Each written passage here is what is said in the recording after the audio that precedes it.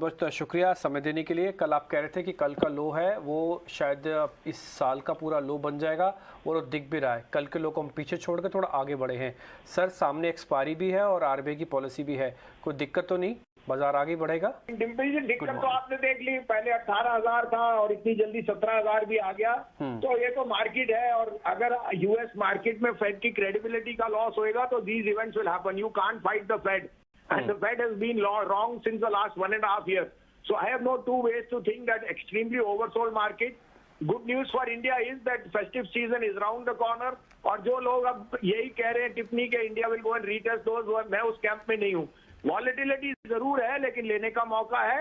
आपको मैंने 18,000 पे भी यही कहा था कि जैसे एफआईएस बेच रहे थे अब ले रहे हैं तो प्रॉफिट बुक कीजिए, और वही मौका आपको 17,000 पे मिल रहा है। ये एक आध दिन की सेलिंग है ईटीएफ और रुपया, और जैसे ही आपका स्टेबलाइज करेगा bond, every day you can not have a 5% run up in dollar. I think it is grossly overbought. तो मेरी तो कोई दो राय नहीं है कि इंडिया के लिए ये इससे अच्छा मौका आ ही नहीं सकता। 2 दिन की वॉलेटिलिटी बर्दाश्त कर सकते हैं तो सिप कीजिए। 2 तारीख से इस बाजार की दिशा ही बदल जाएगी और अक्टूबर में turn out to be a very very good month. तो लेने की चेष्टा कीजिए जो आपके फेवरेट स्टॉक्स हैं। वॉलेटिलिटी बर्दाश्त करने के लिए अगले 5-7 दिन के लिए सिप करना भी अनिवार्य है। आप कहें तो मैं आज की पिक्स भी दूं। बिल्कुल सर, आप पिक्स भी दीजिएगा और अपडेट भी दीजिएगा जो आपकी पुरानी कॉल्स, अगर कोई अपडेट है तो उसमें।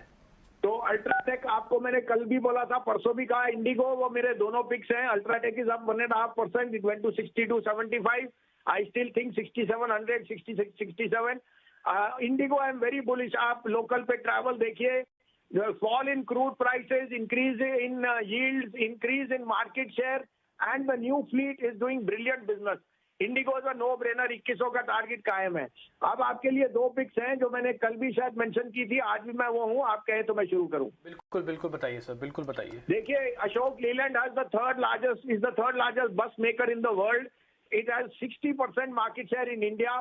और जिस तरह के ऑर्डर इनफ्लोज वो देख रहे हैं from corporate, from schools, from institution, is unprecedented. साथ में CV sales as guided by Tata Motor is at the all time high. और उनका जो इंटरमीडिएट व्हीकल है जो छोटा ट्रांसपोर्ट करता है वो भी रिकॉर्ड सेल कर रहा है, उसका नाम है दोस्त। 150 रुपए पे लीजिए, 145 का स्टॉप लॉस, 170 से 75 का न्यू हाई लगेगा अशोक लीलैंड। दूसरा pick CONCOR. Logistics and containers are seeing the best demand because of the China slowdown, and इसमें अब शिफ्ट इन बिजनेस हो गया है। अगर आप इंडिया का कैपेक्स खेल रहे हैं तो कॉनकॉर आपके पोर्टफोलियो में होना चाहिए। This is headed to 780 to 800, keep a stop loss of 660।